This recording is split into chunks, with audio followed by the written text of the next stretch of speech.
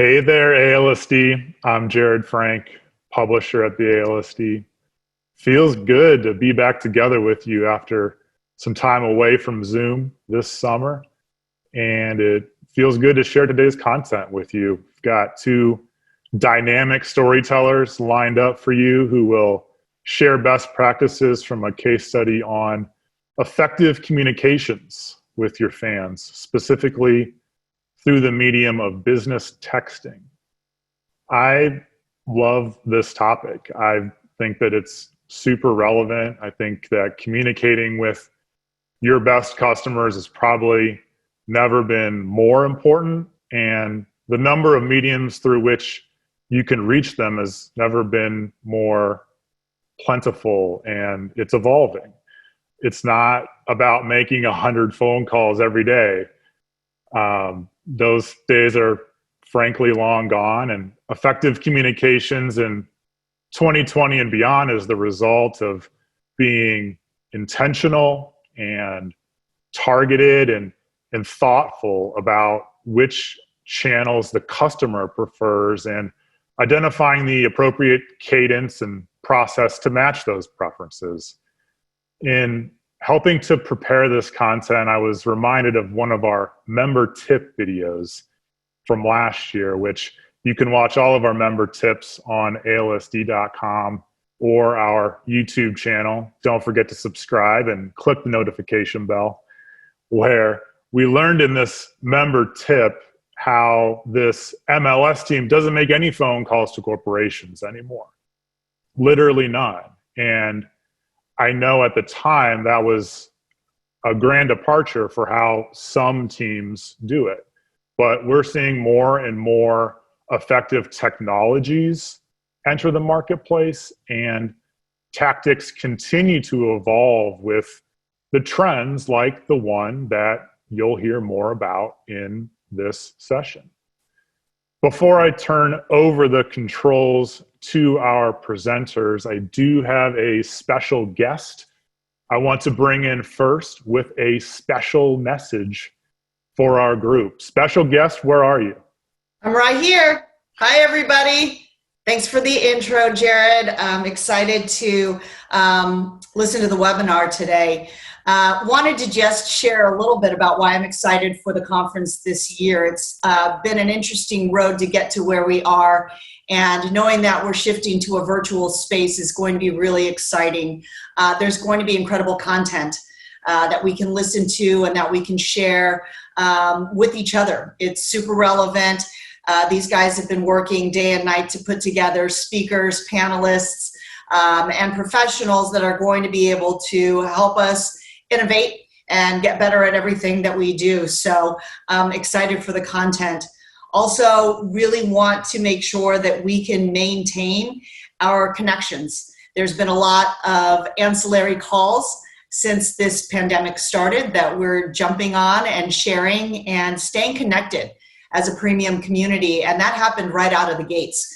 This is just going to be another way for everybody to come together and really centralize the conversations and be able to keep the strength of what we're doing really tied together, and as an industry come out stronger. So to that point, because it is virtual, there isn't the overhead of travel and flights and hotels. So the dollars that we were spending on one person to go to ALSD can now be aggregated across multiple people. So if you're not coming in with 10 to 20 deep from your organization, you are not maximizing on the potential that is there. And we have done a really good job, I think, of making sure that that affordability is really extended to everybody that wants to participate. So really grab as many people as you can in your organization and let them be a part of this. Lastly, just to stay current, right? There's a lot happening on a daily, hourly basis. And so we want to be at the forefront of those conversations, those technologies, and making sure that in this virtual space, we're doing the best that we can to learn best practices so we can come out the other side of this and make our businesses and our prospecting and our retention that much stronger. So utilizing all the current state of affairs to monetize and maximize our efforts is going to be super important. So I'm really excited to see everybody in October. And back to you, Jared. Thanks, Kaji. I echo our fearless leader and encourage you to visit ALSD.com to review the conference program and everything that's being planned that she alluded to. If you think it looks helpful, you can register yourself, register your team members at those quantity discounts, and continue to learn from each other in content formats similar to the one that we have here today. And I guess with that said, let's get going on today's topic. Matt, I'm honored to pass the content baton to you and to Ron now. Here you go, buddy. Take it away and run with it. Awesome. Thanks, Jared. Thanks for the intro there. Appreciate everybody hopping on here, taking some time out of your day to chat with Ron and myself about, business texting and how we can communicate with our fans, not just in 2020, which is sort of a crazy year for all, but, beyond and where things are headed. So starting off with myself, my name's Matt Bruin. I've been at Zipwhip about 3.5 years. Zipwhip is a business texting solution. We're going to get into that a little bit more, what that means, what we offer, what to look for. But yeah, we work with a bunch of sports teams. I oversee our sports vertical here and come from a sports background. I've interned in the AFL. I worked in collegiate athletics. I've sold other SaaS softwares to the sports industry, so I've been very close to it. And I'm lucky enough to be joined by Ron here from the Miami Dolphins. Ron, you want to give some folks your background here? Yeah, appreciate it, Matt. Thanks for having me. Quick background here. Started my career with the Tampa Bay Lightning, inside sales, and then was an account executive there. Then transitioned over to Legends with the 49ers project and the Mercedes-Benz Stadium project in Atlanta. So I was with Legends for 6 years, and then transitioned over to the Carolina Hurricanes. Was there for about 1.5 years, and then now I'm here with the Miami Dolphins. Awesome. Well, Max, let's go ahead and jump in here. Taking a quick look at our agenda here. Pretty straightforward. We want to keep this very conversational. You'll see at the end we do have a live Q&A, so make sure you're sending in questions as we go. But really want to talk about customer communication, where it's been, where it's going, current texting trends that we're seeing in the industry, as well as what is business texting. It's something that we're going to throw around here. It's something Jared mentioned, but what does that mean? Dive a little bit into Zipwhip Sports vertical, as well as look at what to, ask providers. There are different business texting providers, out there. So what are some key questions and answers you should get from folks when choosing the right solution for you and your team? And then wrap it up with that Q&A there. So jumping into, business communication in general, I've always been a big fan of, noticing that businesses follow consumers. You think about email, very personal, and then businesses are using it for outreach, and we see what it's become as a marketing beast now. Social media, if we were to look, 10 years ago, it was just for folks to connect with their college friends or, back in the MySpace day. And now it's, it's the way that everybody's communicating. Every business has one. If you don't have a business Facebook page or using it for marketing or day-to-day communication, you're sort of behind the times there. And then, sort of evolving from there, businesses are always going where the consumers are. So right now, texting is one of the most preferred ways for businesses to communicate.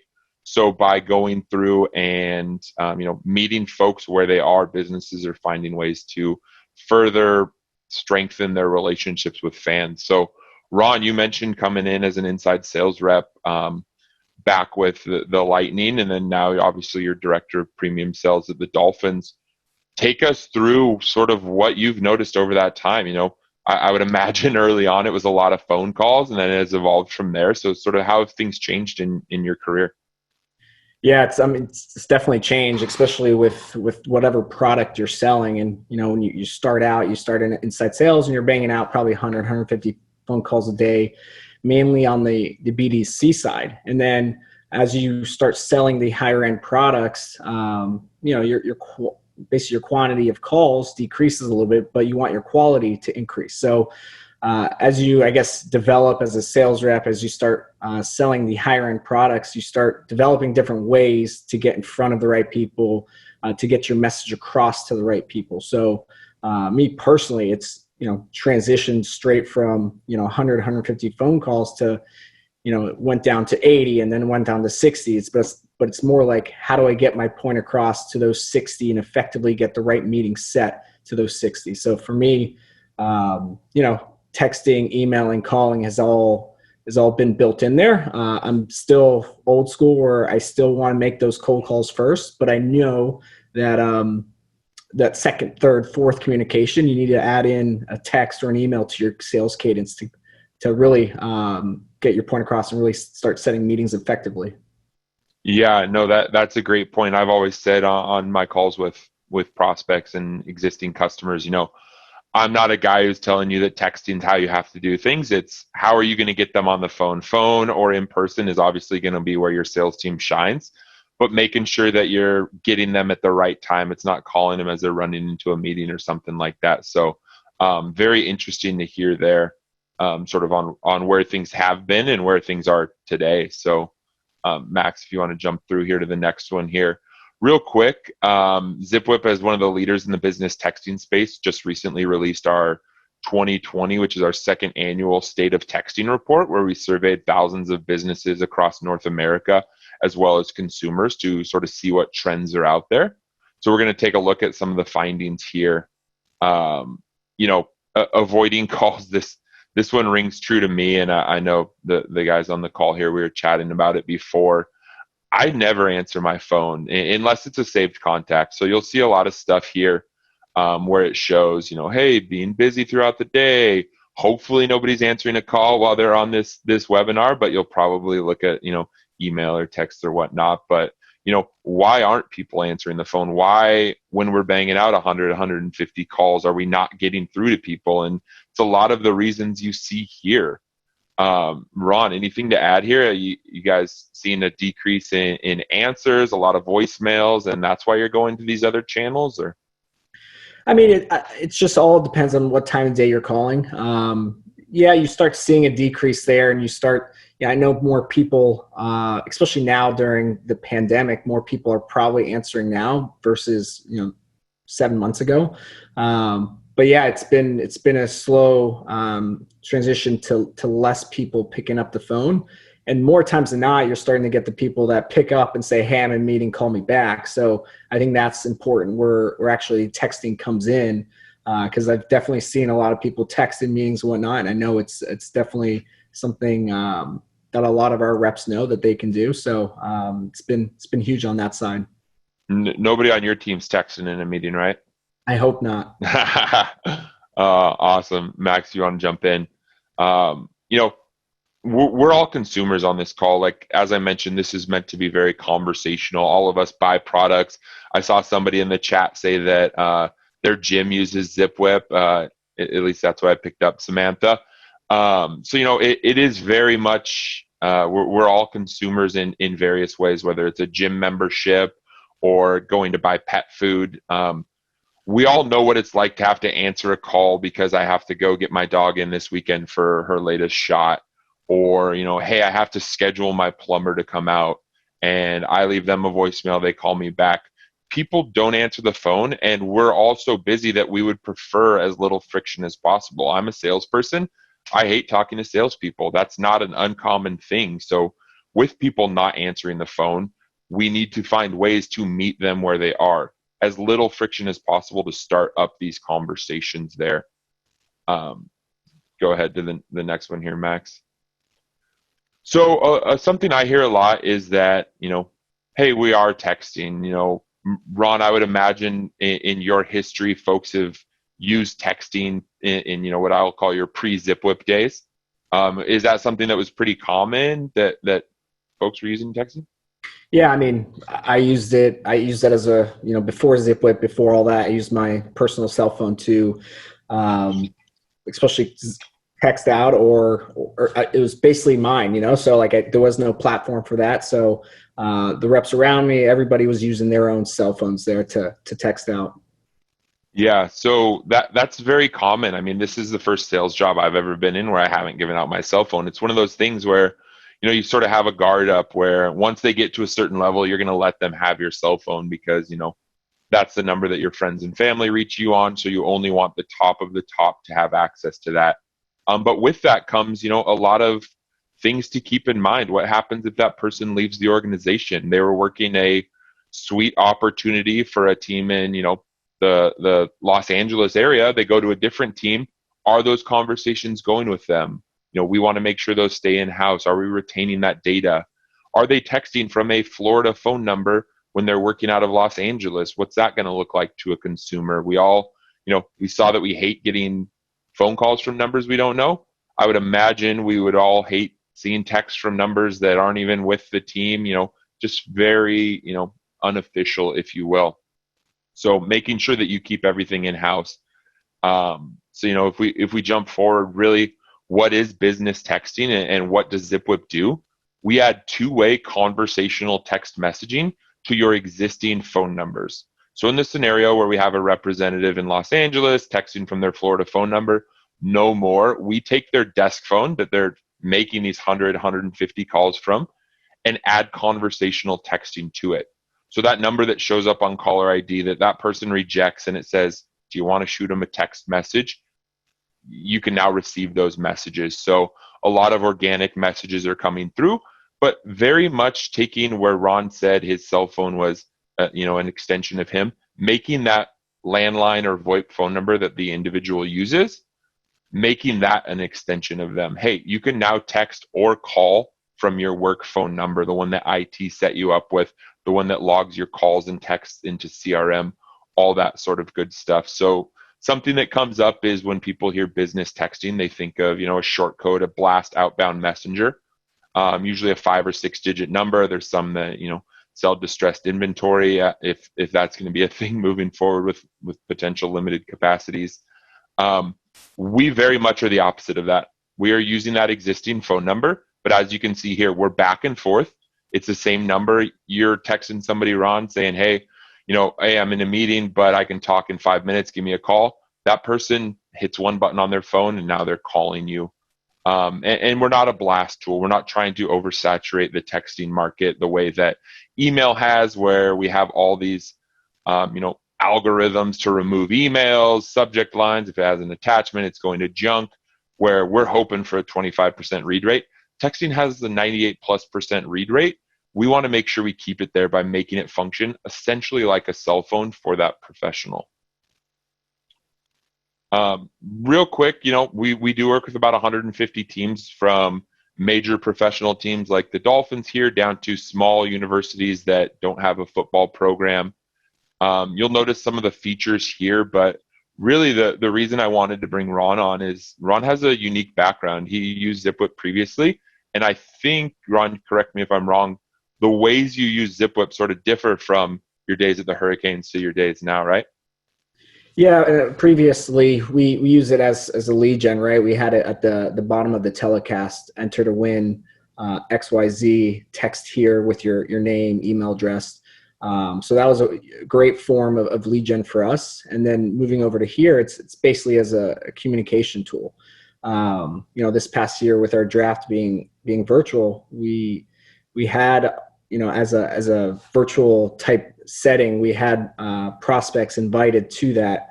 In the day of the virtual draft, we were sending out text messages. Hey, looking forward to seeing you tonight. Who you hoping we're drafting at number 5?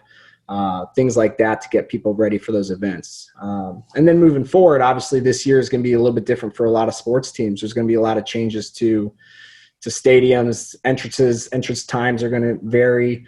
Entrances are going to vary as well. So for us, it's staying on top of that, making sure our suite holders know which entrance to go in through, that their guests know which entrance to go through. So especially with text now, it's helps us adapt to our current times. Yeah, definitely. And it's fun to hear how, previously you used it very top of funnel. Hey, let's pull in some new leads.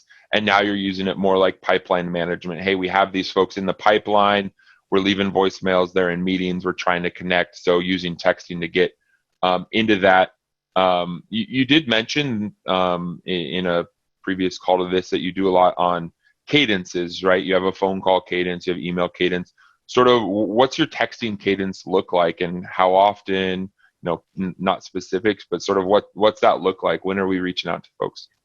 Yeah, I mean, the sales cadence, every organization is different. Every sales leader has a different sales cadence. And it used to be like call, email, call. Now it's call, text, email. So now it's just, we're adding in different components. Obviously with text, you need to have the proper information. You need to have a cell phone. So on the B2B side, it might be a little bit more difficult, but I think, as long as you have the right technology and sales tools that can help you get that information, it's crucial. And we've added it to our sales cadence and our sales process accordingly. So it's been great. And like you said, it's a 90%, I think you said 98% read rate, which is huge. Yeah. I can't remember the last time I got a text message I didn't read. Maybe part of my role though.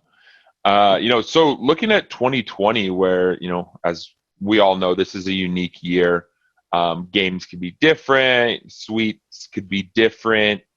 Do you envision the team really leaning on this on game day with the mobile app and being able to communicate to their ticket members, in venue? Is that something that you see?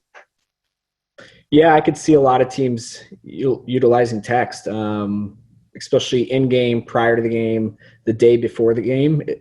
With a lot of things becoming digital, parking, tickets, the text is just a component to that. It's a way to get important information across that the recipient's going to read. Sometimes you don't read emails; they get backlogged into your inbox. So, we want to make sure our recipients are reading it, because they don't want to have a bad experience going to the game. They don't want to have a bad experience entering the game where they're entering through the wrong area.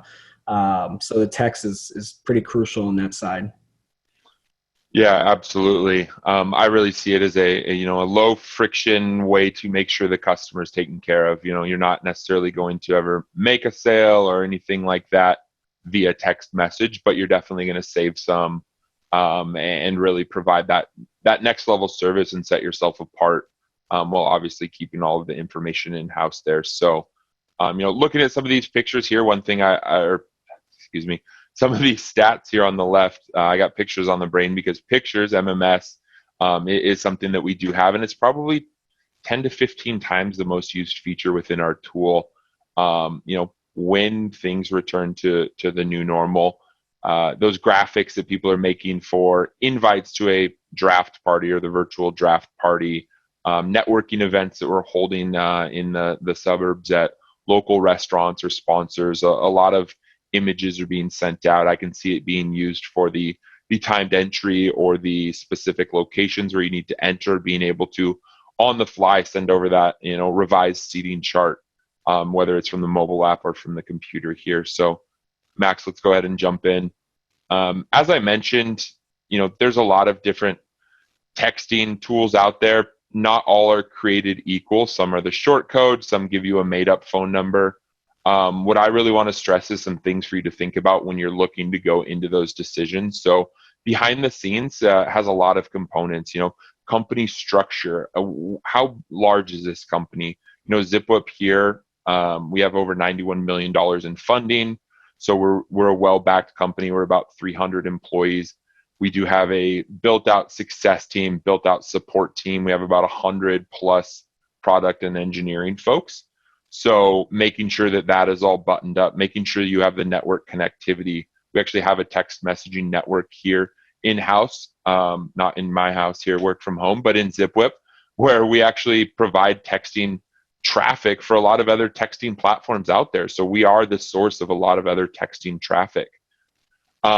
Being able to make sure that your data and information is secure. So we recently, just about 2 weeks ago, got our final SOC 2 Type 2 compliance. So these are questions asked folks, do you have your SOC 2?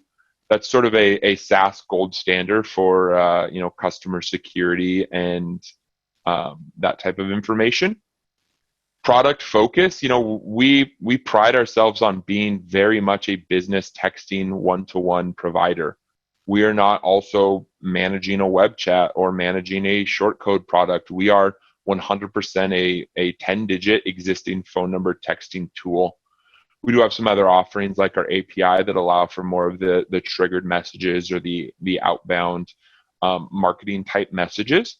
But we have all 300 people, 100 plus engineers dedicated towards creating the best in the market person-to-person texting platform. From our onboarding and support, I mentioned we have about a 20-person support team. We do have a dedicated customer success team as well. So the Dolphins work with a gentleman named Blake. He oversees some of our largest accounts in-house. And what that means is you have a dedicated person. Think of it like an account manager. This person you go to when you have questions. They keep you up to date with what's new. Make sure you're getting the most out of the investment you've made. We're very big on making sure you're maximizing the ROI, and having the headcount we have allows us to do that versus getting spread thin. If we are a smaller organization with as many customers as we have, we do have quite a few here. Features, I mentioned picture messaging. That's a huge one. From that to our 600 character count, we just this week on Monday, maybe it was last week, announced our text to pay. So we've partnered with a payment processing company to where you can actually now accept payments via text message. So when things are moving to contact lists for other businesses, or the quickest way to get transactions through, text messaging, and we see text to pay as part of that. And then other things, templates, dynamic fields. I personally love scheduling messages, whether it's a payment reminder, confirming a phone call or an appointment. And then industry usage. So, we saw that we work with over 150 sports teams. That's great. But we do have about 35,000 different businesses that rely on Zipwhip for their business texting. And what that means is we have use cases from every different industry. We know how people in insurance are using it, or as we heard from somebody in the chat, how gyms are using it. What can we take from a gym scenario that's been completely shut down? What type of templates are they using that could be used for a sports team or something similar? So finding ways that we can use the thousands of customers we work with to help everybody, not just being a sports specific company, really diversifying ourselves and providing a lot of unique perspectives. Jared mentioned there was an MLS team that sort of moved away from the outbound calls, and that was sort of a unique thing. What are some unique things we can pull from different industries? The staffing industry, the healthcare industries, all these different industries. So, that's really all I had here. I'd love to hear any questions, Jared. I'm not sure what's come through, or if you have any. I've got some questions, so okay. I'll fire away. Great job, gentlemen. Appreciate the information. If the audience has questions during my time here in the last few minutes, I will certainly give priority to audience questions. But yeah, I've got a few that I jotted down during the course of the presentation. Max, if it's not too disruptive, I think you can take us to talking heads at this point. First question I'm going to direct to Ron, and I want to know what are the messages? What is the copy? What is the messaging? Who's creating the messaging? Is it your marketing team? Is it on a rep by rep basis? How does that work? Take us through the process of actually crafting a message before you send it out. Yeah, if it's steering people to a virtual event that we're hosting, we generally do have templated notes. But the good thing about texting is it's less formal. So as part of our sales cadence, if training camp started a few weeks ago, and I think 2 days ago they started going full pads. So now can we text out an image of our rookie quarterback that we just drafted, or of a video of him running onto the field. So there's different little cadences that, depending on where you're at in the sales cycle, that's what the message is. So if somebody's been, ghosting you for a while, maybe sending them a meme or a GIF or a video of something else that, lets them know that you're actually a human, to respond to you would mean something. So it's a broad question, but it depends on where you're at in the sales cycle. Yes, we have templates, but we do trust our reps to put out their own content if need be. And how often are you huddling with your team to discuss what's working, what's not working, where does the message need to be tweaked? Maybe we need to text them more often, less often. I'm sure there's a lot of testing and learning going on. So how often do you meet with your team to discuss business texting specifically? The one good thing about, I guess, the pandemic and everybody going virtual is I think our communication has actually increased a little bit. So whether you guys use Zoom or Teams, whatnot, we have our team chat. And if something has worked for that rep, they're going to put it in the chat like, hey, saw this on Twitter via the Dolphins Twitter page. I think it'll be a good message to send out via text, or do this picture. I think it worked for me. It got a few responses. So there's no formal meeting. It's all whatever's working in that moment. Our reps know to share it with the group and see if it works for them. Is there any type of onboarding or training around best practices, or I'm sure you trust everyone on your team, but are there any guardrails in place to make sure that, hey, we're staying on message and not going off of it? Yeah, generally, as far as the younger reps, there is more onboarding to not obviously put out anything that you don't think would be appropriate for the time. So there is some onboarding there, but generally, we trust our reps just like we do with emails and phone calls to stick to what the content that we're providing them. So there is some, but there's not a huge extent of that. Everybody. All demographics are different, and I'm wondering, is there any measurable difference in engagement between demographics? And I'm specifically thinking age demographics, so I don't mean to age discriminate, but do you find that you have more engagement with the younger demos, or at this point in 2020, is it really everybody can be reached successfully through texting? If you're asking me, we do have the data. It's on our website. We've published many blogs about it. I always just think about, the people I know, and one of the people that messages me the most is my grandma, who's like 80 years old and, uses emojis like they're going out of style. Every word that can have an emoji has one, but I mean, that's how she gets a hold of us. The people aren't talking on the phone as much, so we do see demographics. Oftentimes it's something that somebody says, hey, we have an older demographic, and these people are texting. And something that I'm big on is, texting's not for everyone. It's not here to be, hey, you're no longer calling or emailing or doing anything, you have to only use text.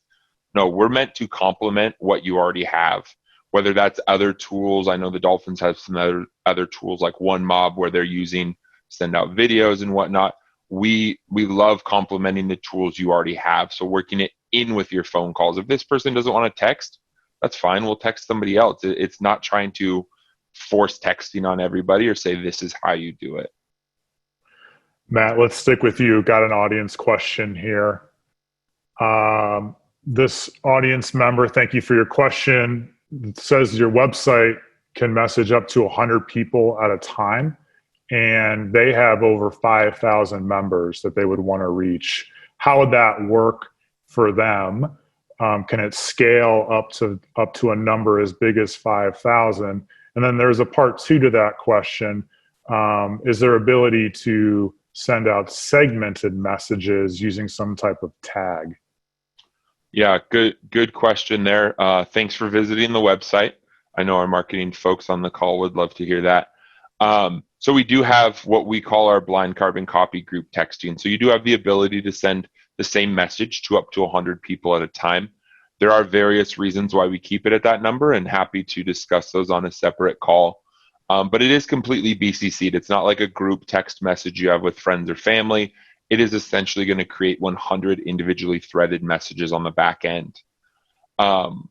What I would say about the 5,000 is, one, how are those split up? Are they all assigned to the same person? Oftentimes it's split where this person has this many. They are named groups, so that sort of counts to the tagging and sorting is, it could be season ticket holders A through F, 9, 12 suite holders, that type of stuff. But if you took, the end result, which is I messaged 5,000 people and worked your way backwards, if half of those people message back, there's no way that you'd be able to keep up on those conversations. So again, we're not trying to be the blast tool. There's not a way to effectively manage 2,500 ongoing conversations. So whether that's spacing them out across the day, splitting them up amongst headcount, where Ron reaches out from his number, Jared reaches out from his, I reach out from mine.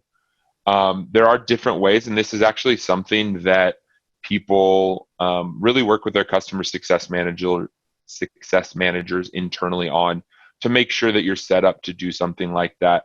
Obviously, there are times where you need to get the message to all 5,000 people. We do have our API that can do some larger scale messaging. But I would caution you, because of how conversational we are, that you can't effectively manage that many conversations at one time just from a person's bandwidth. I may kick it over to Ron. Ron, do you guys do anything like that, or do you stick to email for more of your mass communications? Yeah, we typically stick to email for the more mass communication. I think texting is more of a informal, more personal. So even if we could text 5,000, I don't think we would. You want to make it more personal. So the 100 capacity limit is okay for us. Yeah. Yep. Good point. It's just one tool in the kit is what I'm hearing. It's not meant to displace other mediums of communication. It's meant to complement and support them.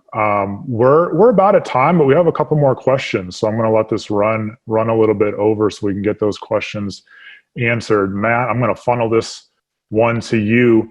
Are you able to disable the feature that allows you to message multiple people at once? We want to make sure each message is personalized to each recipient, and we aren't spamming and considering that a win. So I think that really is what was just covered, is the fact that this is a personal conversational tool. But why don't you go ahead and give a little bit more color and delve into a little bit more depth there about being able to disable mass communications and focusing on the one-on-one.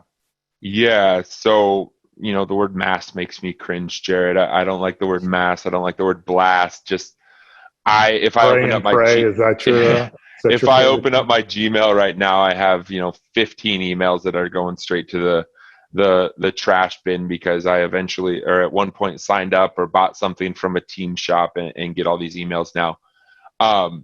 So to bring it back, unfortunately, there's not a way to toggle that off.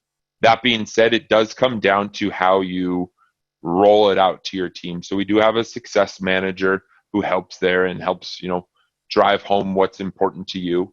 We also really work on echoing your message. If this is what you want communicated and we say we don't want to send group messages, we keep an eye on that. We can see the volume of group messaging. It's not, this is going to sound like a shot at us, but we don't make it overly easy to mass message. Made myself cringe there, but send out that 100 person. You have to name the group. You have to input the people. So it's not like I can just go and hammer out these messages. We also do, from our end, keep an eye on inbound versus outbound. We have somebody who's sending a lot of messages, not getting a lot back. We're going to engage with the decision maker and say, hey, what's this person doing that's not working? We also do give folks in management access to their team's accounts. So you can click in if somebody's out of the office, or you can check their volume and see how things are going. So you do have the ability to keep an eye on that. Long-winded way of saying, unfortunately, you can't disable what feature by feature, but we do work with you to help make sure that your staff is using it the way that you want. We provide the tool. It's up to you to coach and outline how you want the tool to be used. So we do have some teams that don't use group messaging. I'm all for it. I'm very much on the conversational front, like Ron mentioned. So we help make sure that is being followed through with. Matt, stick with you. You got a couple more here that I'm going to lump into one there with regards to things like liabilities and opt-ins and opt-outs. So can you talk a little bit about the restrictions and is there a need to have the customer opt in to receive a message? And then on the other side of that, is there an opportunity for customers to opt out if they decide that these messages aren't for them?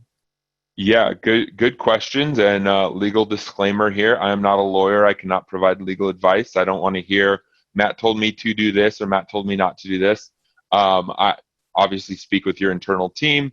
That's what the teams we work with do. That being said, there are some guidelines that you can follow. You want to make sure that there is an existing relationship. Look into the TCPA, Telephone Consumer Protection Act. Make sure that you're following the rules, that you have, the existing relationship, the type of consent you need. Consent varies based on the type of message. We do have a lot of content around that. We just recently did with an outside counsel a TCPA webinar that is listed on our website. We have a TCPA ebook. There's a lot of resources on our website, but we very much believe in giving you the tool and letting you run with it how you see fit. That varies organization by organization. There's not a blueprint for this is the way that, this team does it, so you should do it that way. Some teams, they find what works for them. When it comes to the opt-in and opt-out, just like if you went and bought a cell phone, the tool itself, you can punch in a number and send a text message. Again, work with your team, make sure that you have the proper consent or documentation depending on the type of message. If you're messaging a season ticket member versus a new prospect, those obviously require different types of consent. But from an opt-out perspective, because we have the text messaging network in-house, we actually do have the ability for an opt-out message. So if anybody replies the word stop, it completely breaks that communication channel. And that person cannot send another message to that consumer until that consumer lifts that block. They'll receive directions to do that. We cut that off at the network level. That being said, great questions to ask. And again, check our website for a bunch of more info. That being said, we don't see a lot of opt-outs because, as our guest Ron here mentioned, you're working with people who know who you are. It's adding in with the calling. Hey, I got your voicemail. It was full. When do you have 5 minutes to chat? Really using it on the conversational front. So not a lot of opt-outs that we see, but we obviously do have that safeguard in place. Well, I think we are going to have to leave it there for today. Thank you to the audience for all those great questions. I can hear the audience clapping on the other side of the screen. So let me join them in thanking you. Thank you, Ron. Thank you, Matt. If there are any lingering audience questions or someone that you'd like to reach out to, what is the best way for those folks to get in touch with you? So Matt, I know you had your information up there. I'm sure there's some folks that would love to get a hold of you. Ron, is there a means that folks can get in touch with you? Email, phone number, LinkedIn, whatever's best way to get a hold of you. All of the above. Email's perfect for now. It's just rhecht@dolphins.com. And to the audience, you can always email me as well, Jared, Jared, @ALSD.com. Look forward to continuing the conversation. For now, be well, be safe, be kind. We'll see you next time, and we'll see you soon at the 2020 Virtual Conference and Trade Show. Thank you so much.